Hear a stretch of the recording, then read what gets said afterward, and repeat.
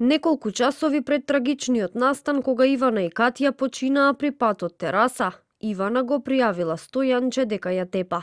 По пријавата, полицајците извршиле службен разговори со Ивана и со Стојанче и им рекле да си го решат проблемот.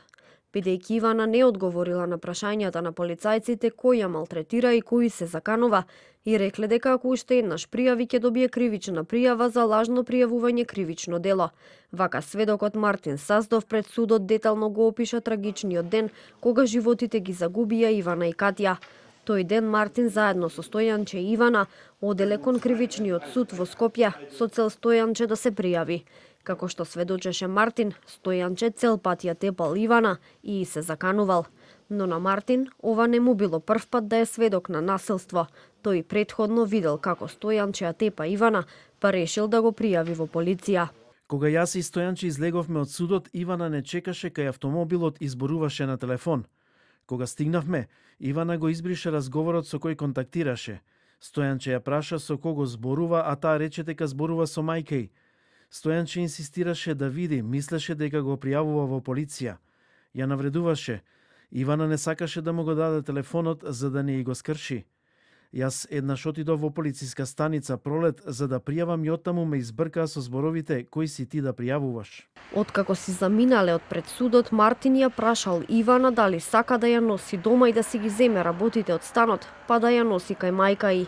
Ивана прифатила, но сакала и Катја да ја земат од училиште. Според сведоштвото на Мартин, Стојанче и додека оделе кон училиштето на Катја и се заканувал во колата. Кога стигнале пред зградата, по долгите расправии, Ивана и Катја останале во станот за да си ги соберат работите, а Мартин и Стојанче биле од задниот дел на зградата. Пред да се случи трагичниот настан, Ивана му се јавила на камера на Стојанче и му покажала дека стои на терасата со Катја во раце. Ивана му се јави, Стојанче ја вклучи камерата. Јас зирнав, ја видов Ивана како стои со Катја во рацете на терасата и сватив што ќе направи. Викав, Ивана, немој да си направила глупост. Потрчав кон влезот и слушнав силен тресок. Истрчав да видам што се случува. Ја видов Ивана во крв целата. Почнав да трчам, мислев Катја е горе, па ми текна дека е заклучено, па се вратив назад, а кога стигнав ја видов и Катја до нејзе.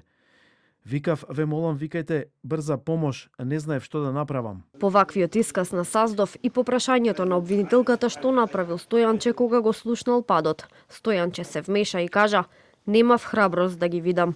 На денешното рочиште сведочеше Ивана Белчева, која беше сведок во моментот кога Стојанче ја тепал Ивана пред Катја и пред уште една жена во парк во Ѓорче Петров. Таа раскажа дека кога му пристапила на Стојанче да му објасни дека не е во ред тоа што го прави, тој ја гледал заледено. Белчева пријавила во полиција, но пред да стигнат полицајците, сите тројца заедно со детето го напуштиле местото. Рочиштето продолжува утре со сослушување на тројца нови сведоци.